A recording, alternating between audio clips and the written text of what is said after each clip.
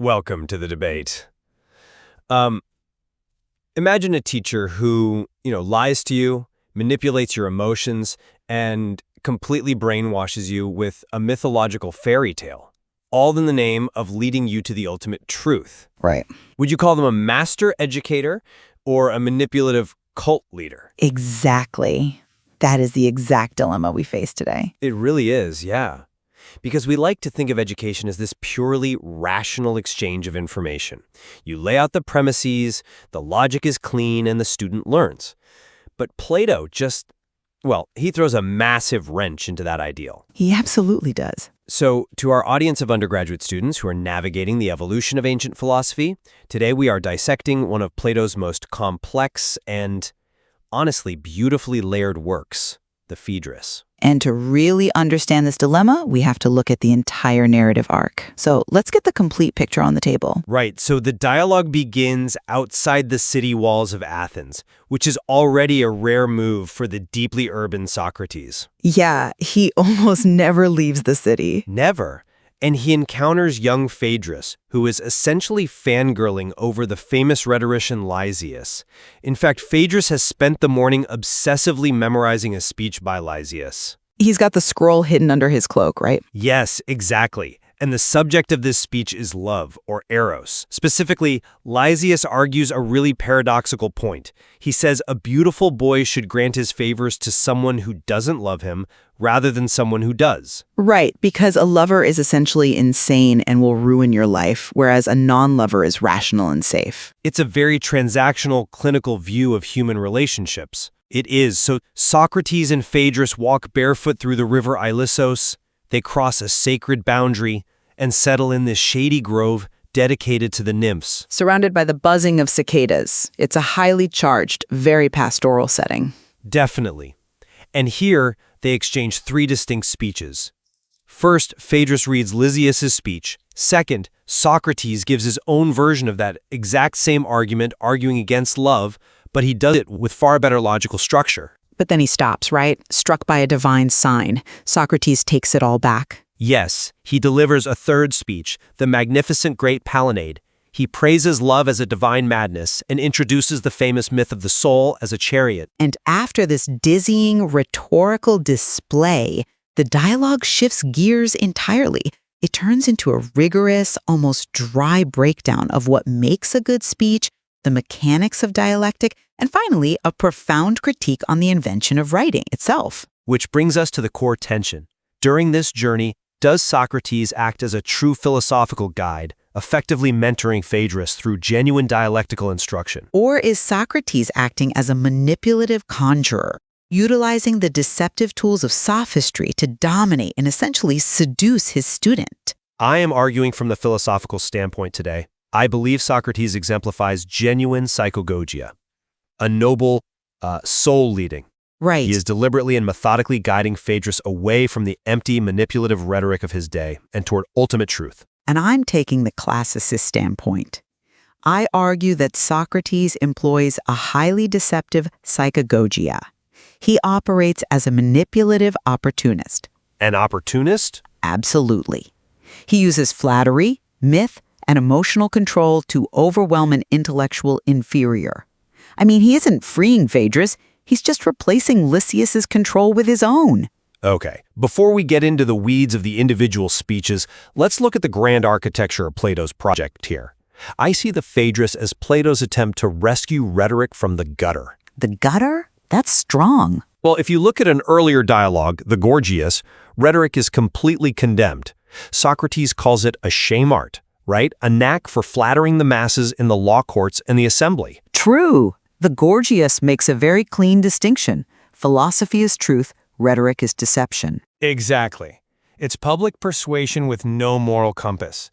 He says it's no better than a pastry chef pretending to be a doctor to give a child a sugar rush instead of actual medicine. Right. But here in the Phaedrus, Plato redefines rhetoric as a private, intimate tool for soul guidance. Socrates builds a 4-stage pedagogical ladder to meet Phaedrus exactly where he is. Okay, walk me through the ladder. Sure. He indulges the Lysias text, then delivers a deliberately flawed first speech to shatter the illusion of the sophists. Then he uses the palinode to elevate the boy's soul, and finally grounds him in rigorous dialectical logic. Every single step has a noble instructional purpose. Well, that's the sanitized philosophical theory. But the dramatic reality is fundamentally coercive. Coercive? How so? You mentioned a word psychagogia, soul leading. We really need to remember its dark historical roots. Aristophanes famously parodied Socrates in his play The Birds as a literal conjurer of souls, a necromancer, bringing up spirits of the dead. Okay, but that was a comedic play. Yes, but it reflected real anxieties. I argue that in the Phaedrus, Socrates is practicing this exact kind of beguiling, manipulative psychagogia on a living target. He acts less like an objective teacher and more like a cunning trial lawyer. I think that's misreading his intent. Think about his strategy, though. He hides his true intent behind a deceptive first speech. He deploys an emotionally overwhelming myth, and he establishes a highly calculated rapport. This renders this young man completely spellbound by ecstatic mania, rather than thinking independently. Hold on, let's dig into that first half of the dialogue, because this is where the dynamic really crystallizes. Socrates literally covers his head with his cloak in shame and delivers a speech disguised as a non-lover. Right, he tells the boy to submit to him precisely because he doesn't love him. Yes, he uses the exact techniques of his real-world rival as Socrates, but he's doing this to prove a point, isn't he? He's doing it to win. Let's explain how a Socratean rhetoric actually works for a second. Socrates didn't care about capital T truth. He cared about what the audience already believed, their doxa, their plausible opinions. Right, he played to the crowd. He weaponized those existing biases. It's the ancient equivalent of an echo chamber algorithm. It just feeds your own assumptions back to you, perfectly packaged. And Socrates uses this exact mechanism. But for a different purpose. Does he? He relies on doxa to manipulate the definition of love, condemning it as merely an irrational desire for bodily beauty. He completely ignores the higher, noble forms of love just to win the argument. That is deceptive sophistry. He is acting. Wait, I need to stop you there. I'm struggling to see how manipulating a student with a fake speech, even if it's to prove a point, doesn't immediately disqualify him as a truth seeker in your eyes. Because it sets up a dynamic of pure manipulation right out of the gate. Let me offer a mechanism here to explain why he does it. To me, this soul leading is almost like physical therapy. If a patient's muscle is completely atrophied, you can't just throw a 50-pound barbell at them. Okay, I see where you're going. You have to trick the body into moving first with light resistance bands. Phaedrus is intellectually sick. He is infatuated with Lysias' shallow, algorithmic rhetoric. Socrates explicitly signals his subterfuge by masking his face. He hides his face, sure. Isn't Socrates just using sophistry as a resistance band? He's beating the rhetoricians at their own game to break the fever, to show Phaedrus that Lysias isn't actually that good at what he does. Well, the physical therapy analogy implies a healing mechanism, but the mechanism Socrates uses here is pure dominance. Dominance? Yes. When a philosopher adopts the deceptive tactics of a sophist to cure a student, they violate the very premise of philosophy, which is the pursuit of truth. Look at the power dynamic. Socrates defines love in that first speech as a left-handed perverse desire, knowing full well it's a lie. But he signals that it's a lie. You say he covers his head to signal his shame and subterfuge, but what is the actual effect on Phaedrus? Beguilement. Awe. Socrates is simply showing Phaedrus, look, I can be a much better sophist than your idol Lysias. He's showing him the flaws in the method. But that doesn't elevate Phaedrus to a higher philosophical truth. It just proves Socrates is the superior alpha rhetorian in the room. It's an exercise in domination. But he doesn't stay there. If he finished the speech, declared victory, and walked away, I'd agree with you. But he stops halfway through. Right, he aborts the speech. He refuses to finish the argument. He uncovers his head and says his divine sign, his daemonion, forbids him from crossing the river until he purifies himself for speaking a lie against eros, against love. Which is a huge dramatic shift. It is, and that pivot is the causal link to everything that follows. He realizes that logical deconstruction, tearing down Lysias's bad arguments with a better but equally false argument, leaves a vacuum.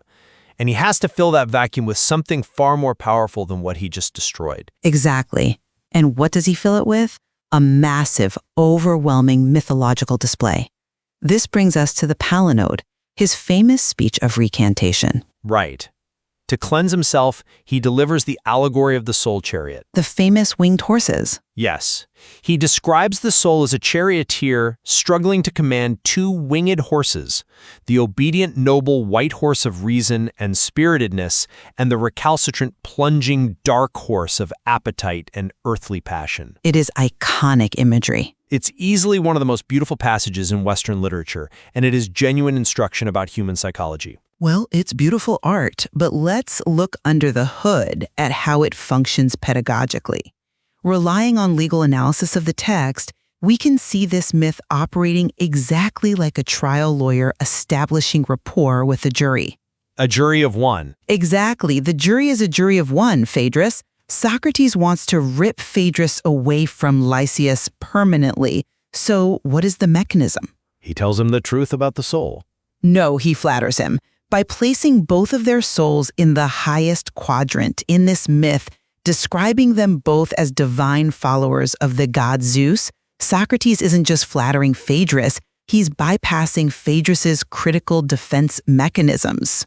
Walk me through that. How does flattery bypass critical thought? Think about the psychology of it. When a listener feels elevated to the status of an elite insider, when the smartest guy in Athens tells you, hey kid, your soul is of the most divine, elite origin, just like mine, your brain releases dopamine. Oh, I see. You feel special. You feel understood.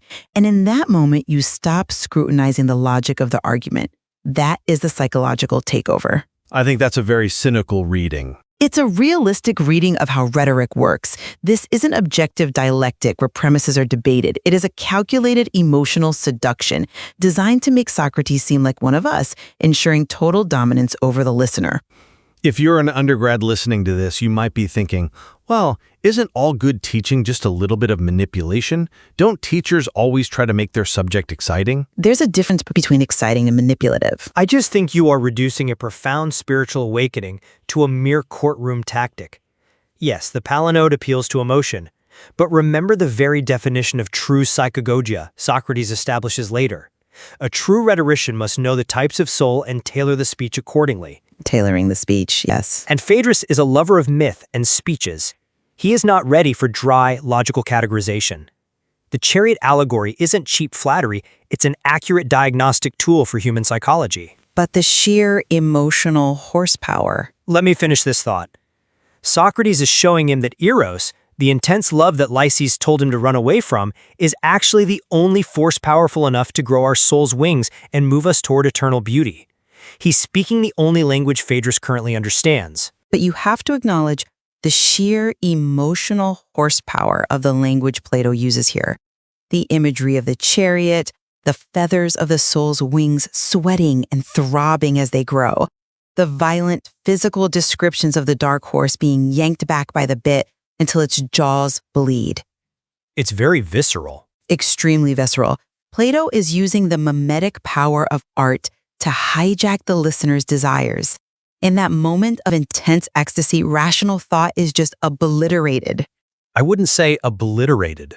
The text shows Socrates deliberately alighting deliberative thought.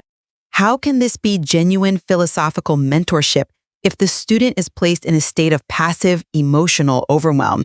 Socrates has simply drugged Phaedrus with a far more potent narrative than Lysias could ever dream of. Because human beings are not purely rational calculating machines. That is the brilliance of the Phaedrus.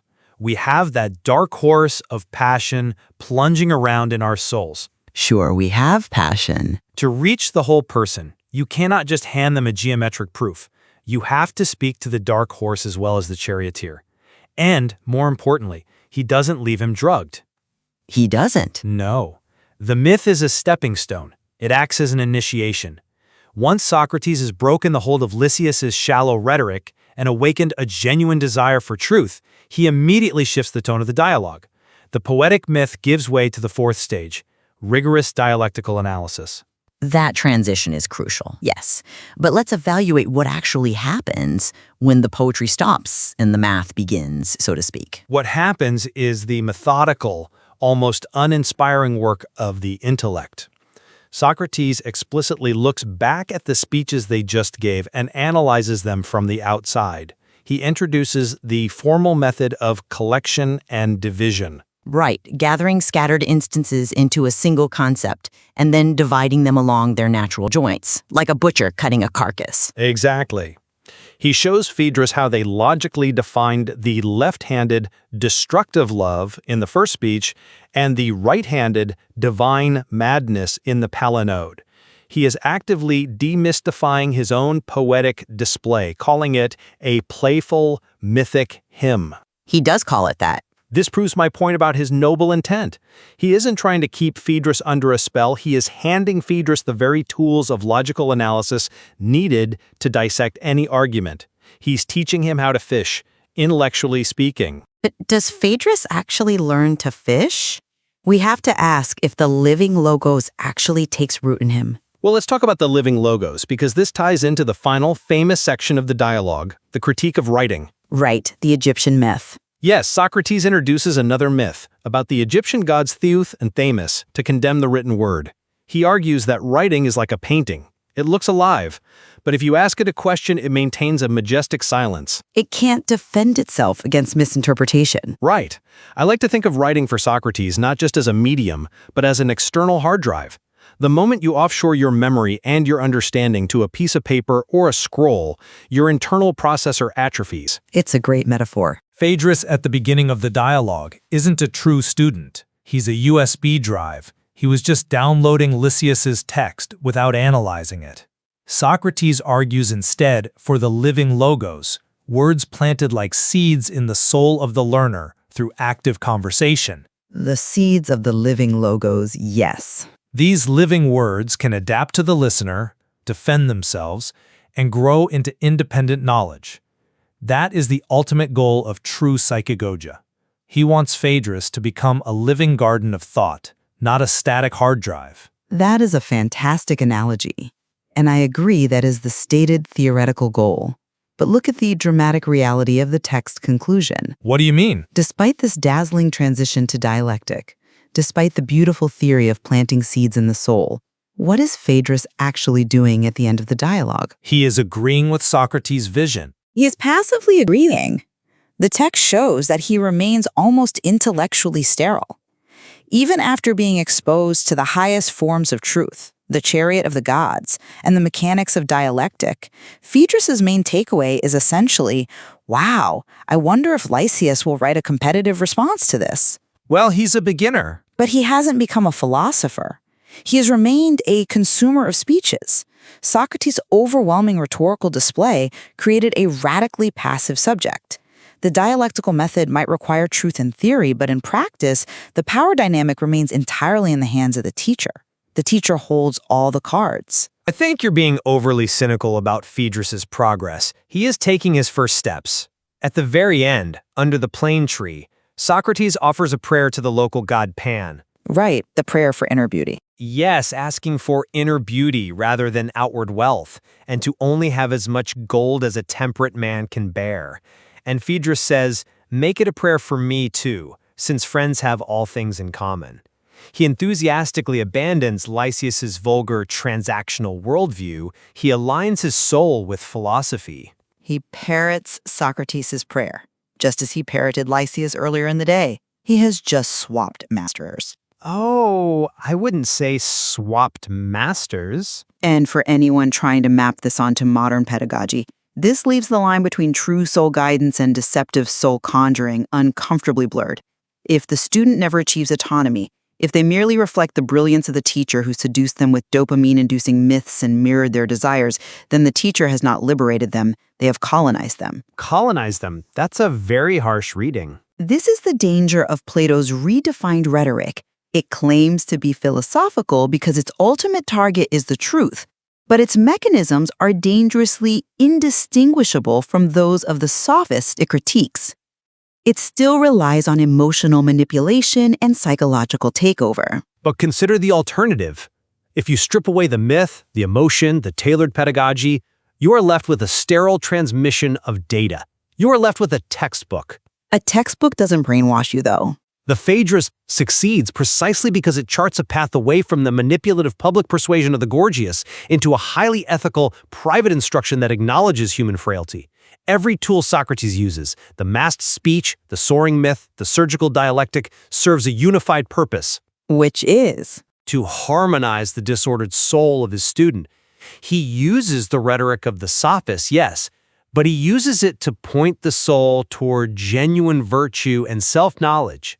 I don't deny that Socrates' ends might be noble. He genuinely wants Phaedrus to love wisdom, but I am questioning the means. When you say he must tailor his pedagogy, I worry about how closely that tailoring resembles domination. It requires trust, certainly. By diagnosing Phaedrus's weaknesses and exploiting them to establish rapport, Socrates plays a very dangerous game. He plays the manic, divinely inspired prophet, specifically because he knows Phaedrus is addicted to literary display. He out-sophists the sophist. But he brings him to the truth. For undergraduate students studying the evolution of philosophy today, it raises serious questions. Can a teacher ever truly mold a student's soul without crossing the line into manipulation? I think Plato is acutely aware of that tension. And that is exactly why he writes this as a dialogue rather than a treatise. He isn't just handing us a USB drive of data. Right, it's not a textbook. He deliberately leaves the tension between rhetoric and philosophy unresolved. He wants us, the readers, to grapple with exactly this question. The dialogue is a mirror for our own learning process. Precisely, and it's a wonderfully ironic mirror. Plato is forcing us to evaluate whether any form of teaching, even his own written dialogues, can exist entirely free of manipulation. That's a great point. After all, Plato wrote the Phaedrus despite having his main character utterly condemn the written word within it. He is manipulating us with this very text, drawing us into the muddy waters of his own pedagogical design. It is a profound paradox, and one that requires us to constantly reflect on how we are influenced by the discourse around us, both ancient and modern. There is always more to explore in this material, and we invite our listeners to return to the source text, to read the Phaedrus for themselves. Yes, absolutely. And to draw their own conclusions about the true nature of Socratic discourse. It is absolutely a text that rewards returning to, over and over again. You see a different layer of the manipulation or the instruction every time. So, we leave you to ponder this. If every lesson is a kind of medicine tailored to the soul, can the pedagogical X-ray ever truly give us a clean, objective picture? Or will the act of teaching always require a willingness to step into the muddy waters of human emotion, myth, and desire? A question worth considering. Thank you for joining us on The Debate.